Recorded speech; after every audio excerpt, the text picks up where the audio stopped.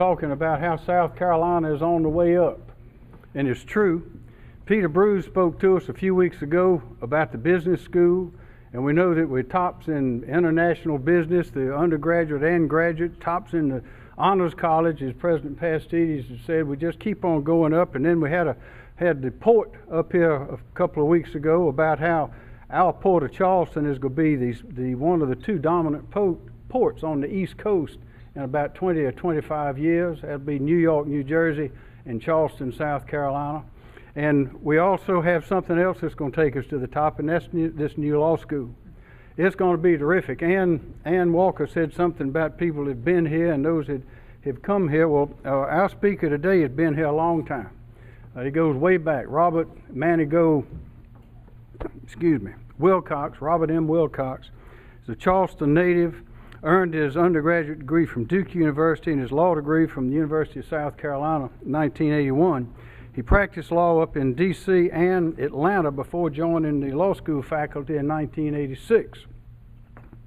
He served as the dean of the law school since July of 2011, and just before that he served as associate dean for academic affairs from 2006 to 2011 when he became dean. His primary area, besides being dean, is teaching, and he teaches and does research in the field of professional responsibility. Now, some of y'all might have gone to the groundbreaking that we had last Friday up at the old Taylor House on the corner of Bull and Senate Streets, 1500 block. If you haven't been there, go by and look at it, because those two buildings, the two old historic buildings, are going to be preserved.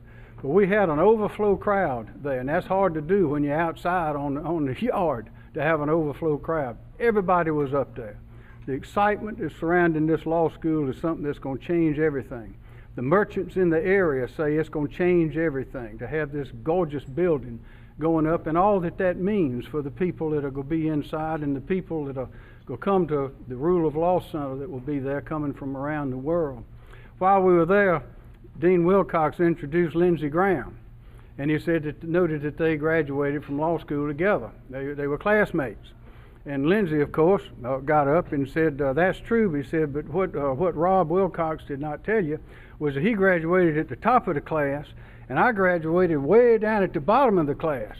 And he said, but the most frightening thing about that is, this is Lindsey talking, he says, I'm one of the smarter ones up there in Washington right now. But there's always plenty of room at the top. Always plenty of room at the top. And this is the man that's going to take us to the top. Harris Pastides said the expansion of the USC Medical School and the building of this new law school are his top priorities. And we've already accomplished the expansion of the medical school. And this is the man that's going to take us to the top with the law school. Rob Wilcox.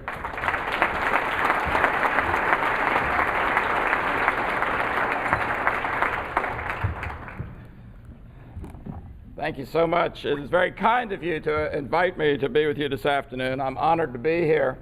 I must say that when my good friend Henry McMaster called to extend the invitation, I was somewhat relieved that the call was inviting me here and not seeking yet another campaign contribution. But speaking of contributions, I was my heart was warmed to see how many graduates of the law school there are here today, how many lawyers there are here today, and to discover that you are also the most philanthropic chapter in the country. Those two things go together very well in my world, so I'll be calling. I really am gratified for the chance to speak with you today a little bit about the value that the University of South Carolina School of Law brings to the state of South Carolina. It's important that we all work together toward our goal of ensuring a strong future for our state. And the School of Law will be an important part of that effort. It is an exciting time for our school. There's no doubt about that. It's exciting for the best of reasons.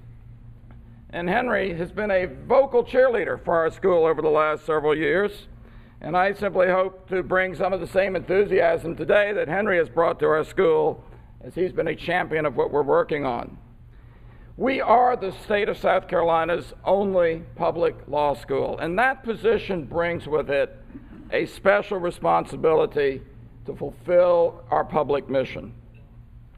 This past Friday, when we broke ground on what will be a beautiful new law school building, we've noted out that it was a significant investment, both by our university and by our state, not only in the future of the School of Law, but in the future of the legal profession, and indeed, I believe very strongly, an investment in the future of our state's well-being.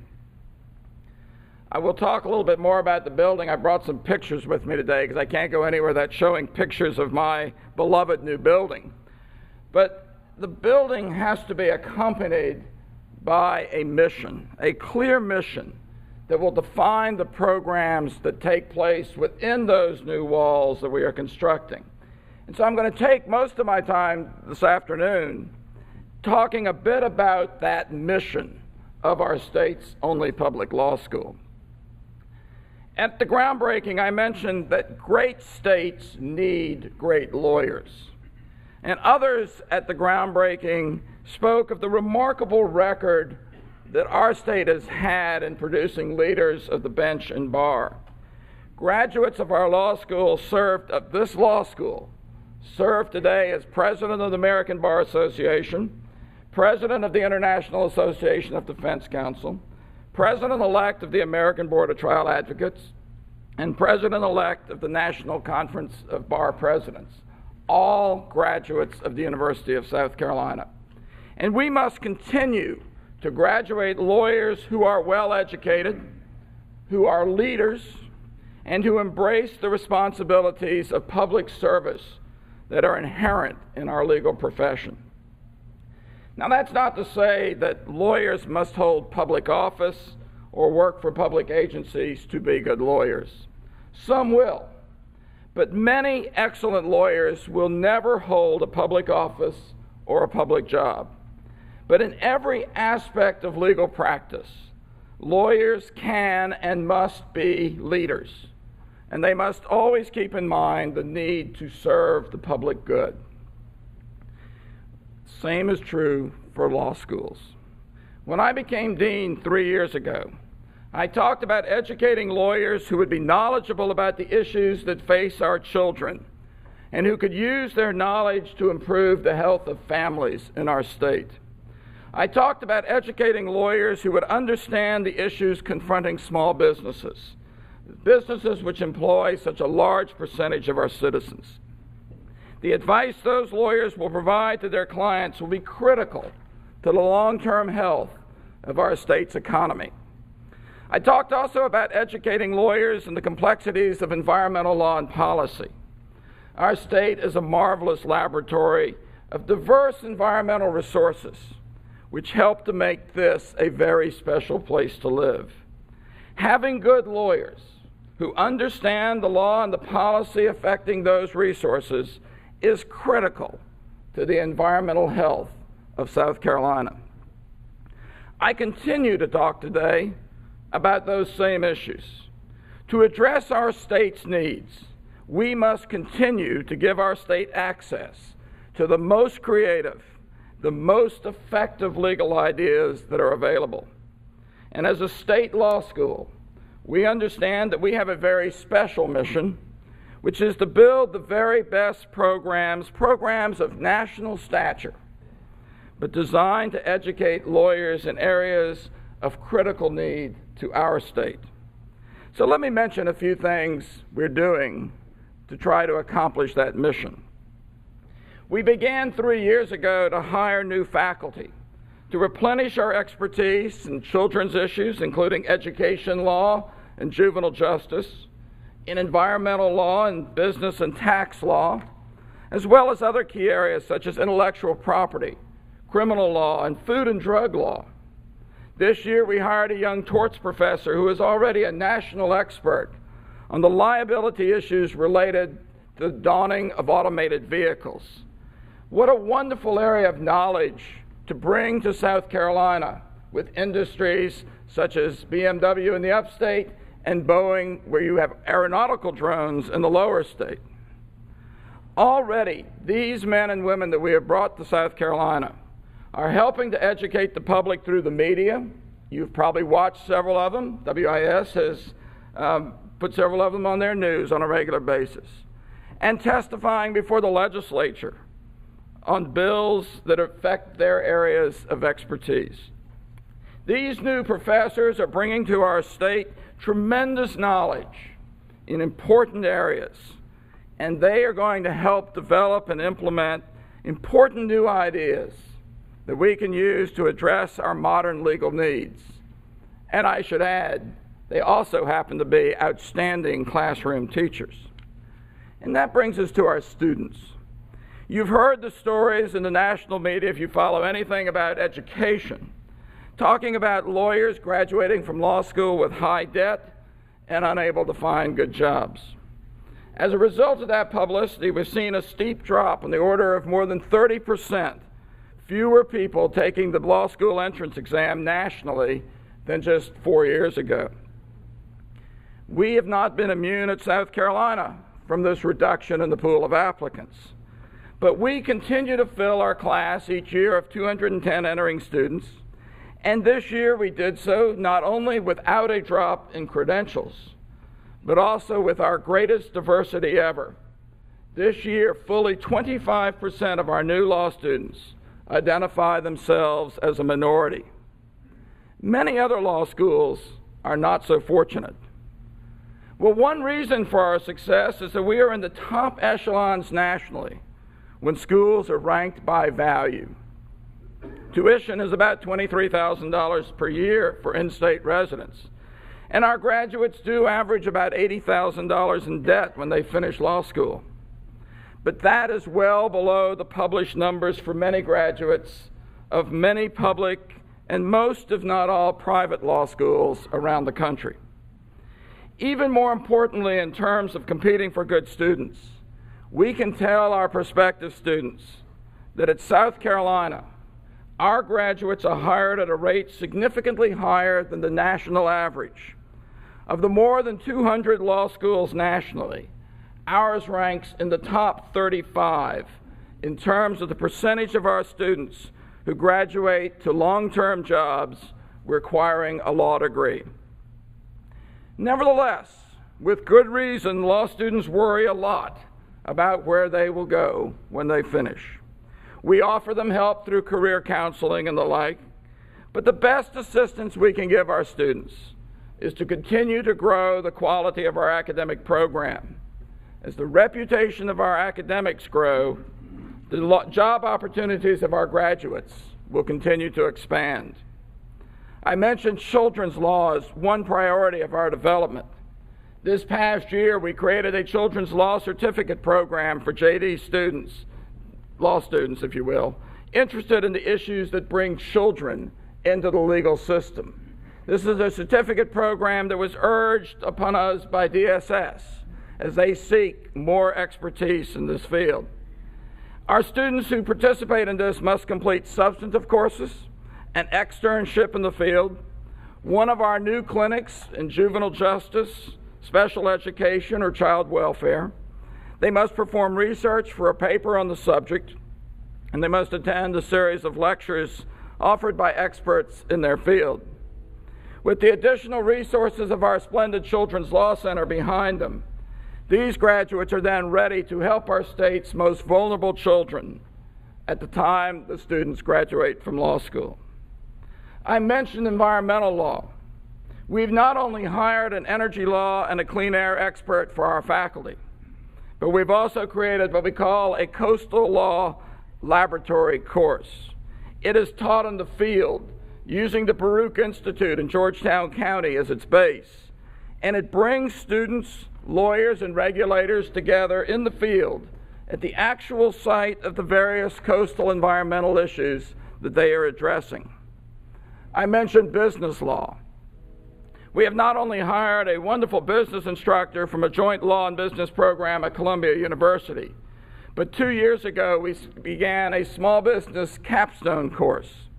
This is one of the first in what will become a series of capstone courses at the law school.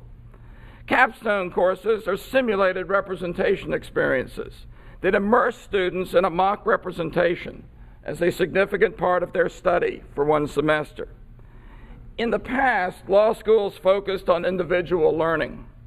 Today, our graduates must understand teamwork. They must be challenged to work on problems from multiple perspectives and to develop their creative problem-solving skills working together with others. That is the goal of capstone courses. They are led typically by a team of instructors consisting of adjunct faculty, lawyers who bring to the classroom their knowledge of the very latest legal innovations. But capstone courses are only one way in which we're trying to shorten the training that our graduates need after graduation, making them less expensive to hire and thus more competitive for the jobs they seek. Law firms over the last few years have sought ways to reduce the cost that they traditionally carried of training new lawyers in the transition from formal education to law practice. And so the burden has now increasingly fallen upon the law schools, particularly in the third year of law school, to provide that transition into practice. And so we are replenishing our clinical education program to provide more opportunities for our students to engage in supervised representation of actual clients during their final year of law school. Each year we are adding new courses on law practice management and the use of technology in the profession.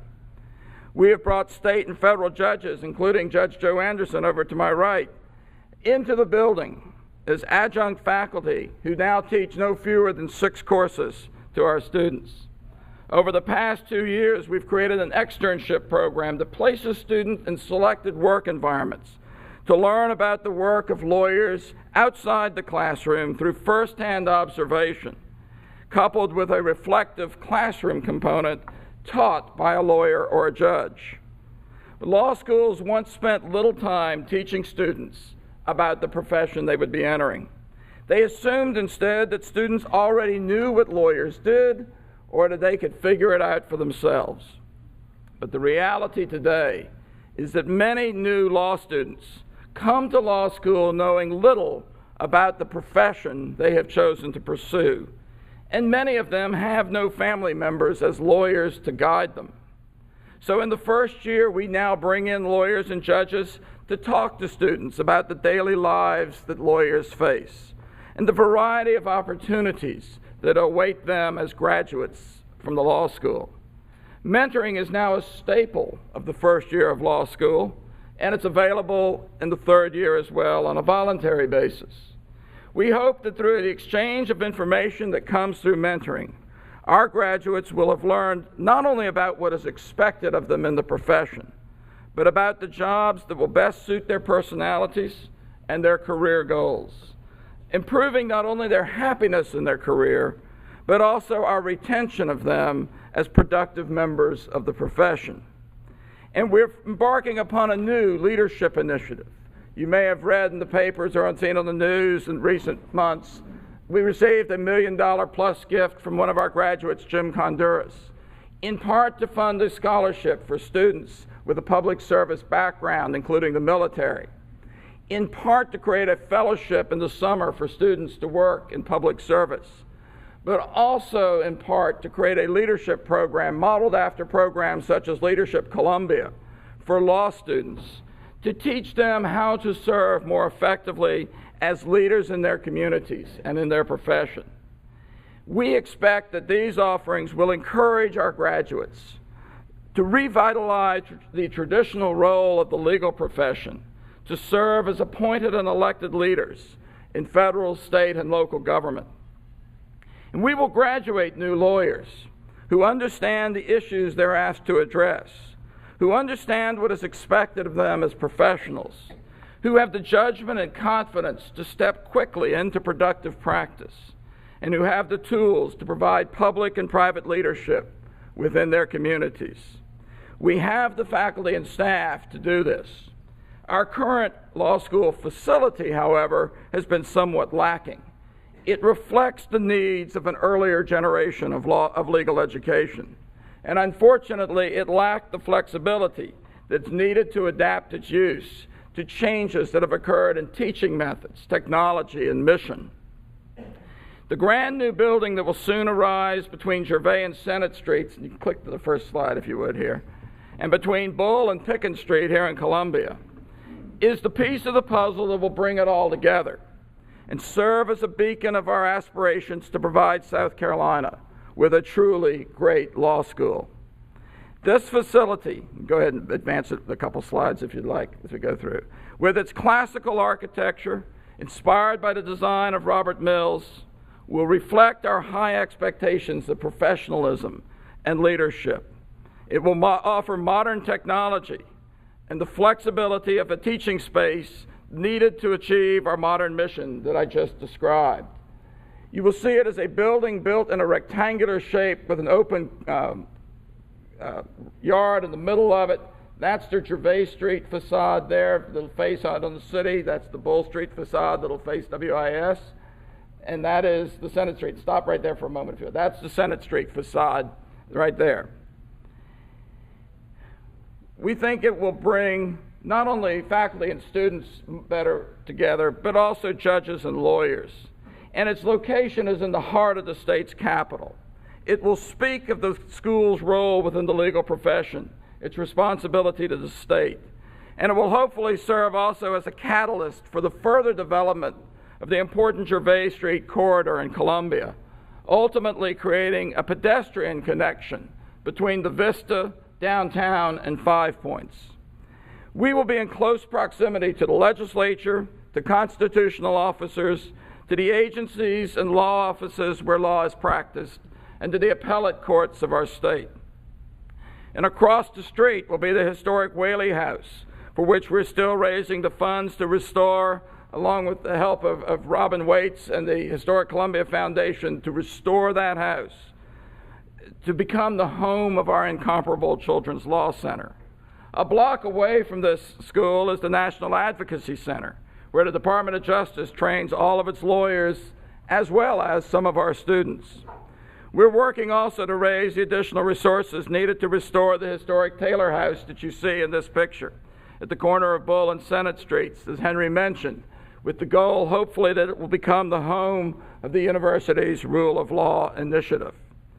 For now, that beautiful 20th century home will be taken back to its original design and stabilized as we await its later renovation.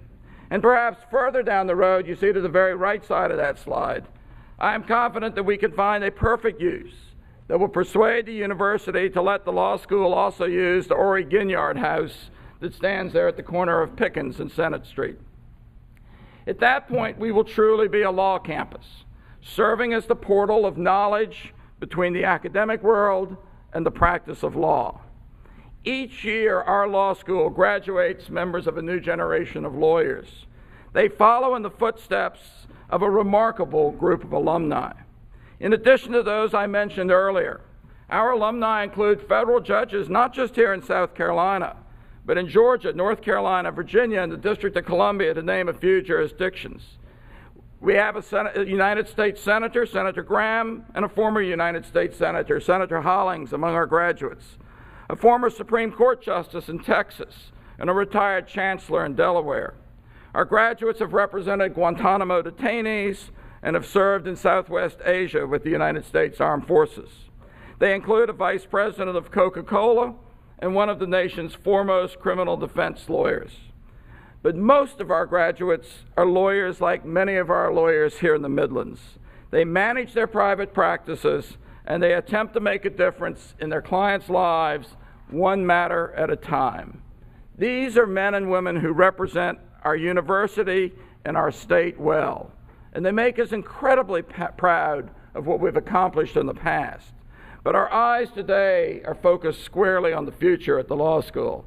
There is a renewed vitality in our School of Law, and the time has come, we believe, to move boldly forward, both in the construction of our new facilities and in the development of our academic program. Whether or not you are a lawyer in this room, whether or not you went to the University of South Carolina, we are your law school. And I could have no greater honor than to serve as Dean of the University of South Carolina Law School, my alma mater, during this time of such high promise. And I do very much appreciate the opportunity you've given me today to be with you.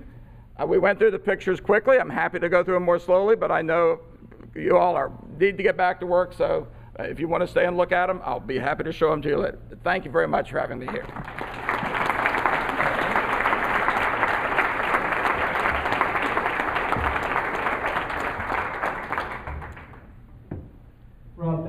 for being with us today. This is an appreciation of the club. Thank you very much. I appreciate it.